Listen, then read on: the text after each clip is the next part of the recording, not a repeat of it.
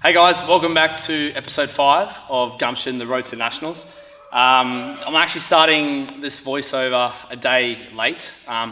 Yesterday I had a terrible day. Obviously, I was in Melbourne over the weekend for the junior, sub-junior and masters nationals, and that was fantastic. But came home to a disaster where one of our pets died, which was really sad. It was a freak accident. It was Spencer that passed away. He's been in previous vlogs, the rabbit, and he was basically hopping around doing his thing like what he always does when I got home from the airport, and I had to get my gear and everything ready to come to the gym to train and work, and I was just in a rush, and I moved a mirror out of the way so I could access my wardrobe, and I've leant it up against a wall where it wasn't on an angle enough, and basically I've turned around to go back to the wardrobe and the mirror has fallen, and I heard it crash as I've walked away, and I just thought, oh, the mirror fell over, so I walked over, picked it up, and poor Spencer, who's only like a kilo, was underneath it, and it just crushed him. Just a freak accident that just happened out of nowhere. So yesterday I was not in the mood to sit in front of a camera and talk. I didn't want to talk to anyone. I just wanted to train, and I came to the gym. Obviously, Elise and I have spent the last 24 hours just in despair, because Spencer was only like 8 months old or something, and he was an absolute legend. And I noticed today how much different it is at home when you're making your brekkie and you're dropping your food scraps on the ground for him to eat up. He's no longer there, or you're working on the computer and he's not at your feet running around, and he's not hopping up onto your lap or anything like that. It was really, really weird and awkward. So yeah, Elise and I were just beside ourselves last night. We just wanted to spend time together, and obviously with John, the dog. And yeah, it was just one of those sessions where I came in here, I just felt so sad and I didn't want to do it. But this is part of the series. It's gumption. You get through tough shit, and no matter what happens in your life, whether it's events that's happening, birthdays, baby showers, family affairs, pets dying, these sort of things occur, and you have to really be able to put yourself in a position where you have to still commit to the goal. You keep the goal, and you push through. So it was one of those moments last night where I just had to put my earphones in, and that's something that I've committed to for the entire prep now, is warming up with my earphones in until I get to my top set, and then turning the music off completely in the gym and just pretending like I'm on that platform. It's been something I've been working on along with Amelia Potter, my sports psychologist, is trying to replicate the competition experience as much as I can. So, as I'm warming up in the warm-up room, I'm the only person there. I've got my headphones in, I'm focused, I'm driven, I'm executing what I need to do because I've practiced it so many times, and then when I go to do that attempt on the platform, I take my headphones out and I execute it, okay, in my top set. So instilling that for the next 6 weeks, which has been, and it's been really helpful, like last 2 days, like last night I did it. It really helped me, I guess, tune in and funnel into my top set on my squats where I hit 240. That was amazing. I haven't squat 240 like that in like 2 years. And considering the lifestyle implications of everything that's been happening, I was able to just turn up and do that, which I was really, really happy about. And then I had my back offs at 230 for a double, which usually is really, really hard for me. But like I said, it hasn't felt like this in a couple of years, and I honestly feel like I'm coming back to my original squat strength where I did 262 back in 2020. Then I obviously moved on the bench. We've changed some things around with my bench press in regards to the layout of programming, because obviously remember last week how we had that 4 day in a row stuff up, but it actually worked. So I started off with some tempo bench press and just did a single just to get the ribs and the spine moving again after obviously squatting heavy and I guess spending the weekend standing for so long. So that felt nice, just being able to move the tits and elbows and get everything going again. And then, yeah, just did some GHR extensions, bit of upper body movement with the shoulder press. And then after that, I obviously went home and had a bit of a cry and a cuddle with Elise over Spencer. And then woke up today, feeling fresh as a daisy.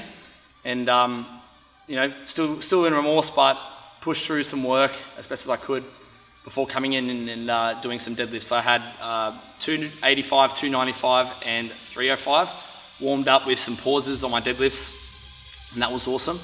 I really, really enjoy doing pauses before I do my top set. It just warms me up essentially and helps me stay on my legs. I did notice on the 295 I collapsed in a little bit too much into the starting position and didn't really solidify my wedge, and it lost my ability to stay on my legs. However, because that happened in the warm-up, I was able to correct it in the top set at 305, which moved at like RPE 7. It was easy as. So everything is moving along. Considering how buggered I was after the weekend, being on my feet, my lower back was just stuffed because I don't stand for that long all the time. And, you know, doing like 10 times the amount of steps I usually do, like ankles, my calves, everything was just tight. So I'm really, really, really happy to be where I am right now at this stage of training after supporting all my lifters and everyone over the weekend. I can say that this is probably going to be one of the best preps that I've had because I'm doing everything I can to make it the best. So in saying that, I finished off with 265 for 7, which was the same load as last week because I didn't want to push it too hard after the weekend, and it actually moved better than the week prior. I accidentally forgot to put clips on one side of the plates, and that made it a bit hard to, I guess, execute, but we got through it. And then I did my mid-grip stuff for bench to help pull my ribs up and just get me moving again before my bench volume starts to taper up and as I get towards my primary day on Saturday.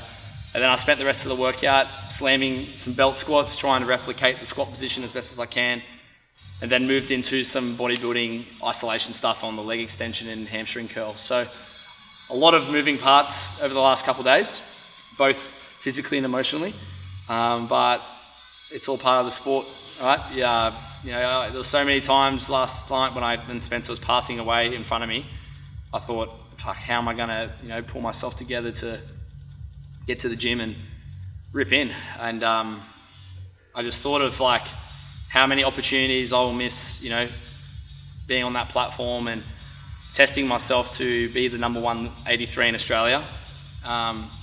And I knew that if I didn't do it, and if I didn't go train, I would be more upset and more angry at myself. So I knew I had to pull my finger out, and I knew I had to, you know, kick in the gear and almost switch mentalities and use those methods of like, you know, having my headphones in to focus on what I need to do at hand.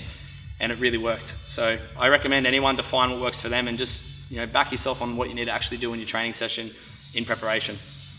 Because yeah, anything you commit yourself to up here is going to happen in front of you. So I was very relieved about that. But right now I'm going to head home. I'm going to actually swing by Macca's on the way home, grab a chocky shake and a couple hamburgers as I do every Tuesday. And yeah, I'll see you guys tomorrow. I got upper body day, I'm pretty sure. Kel changed my program around a little bit, so pretty sure it's still upper body day, so we'll get a nice little cheeky pump and we'll keep you guys updated, alright? Talk to you tomorrow.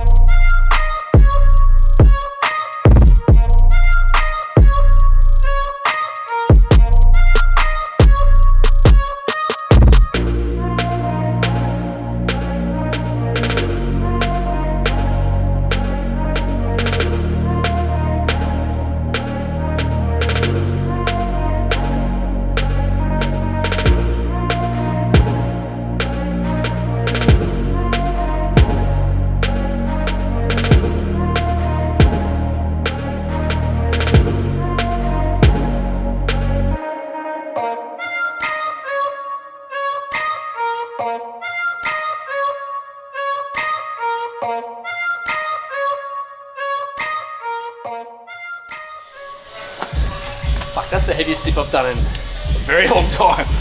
Fucking hell.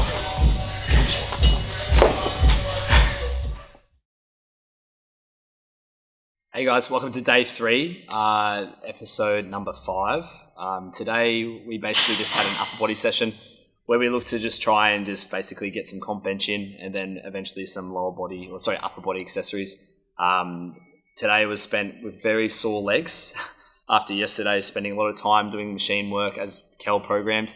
But I was able to get through some heavy bench today where I did singles at 130, 135, 140, 145.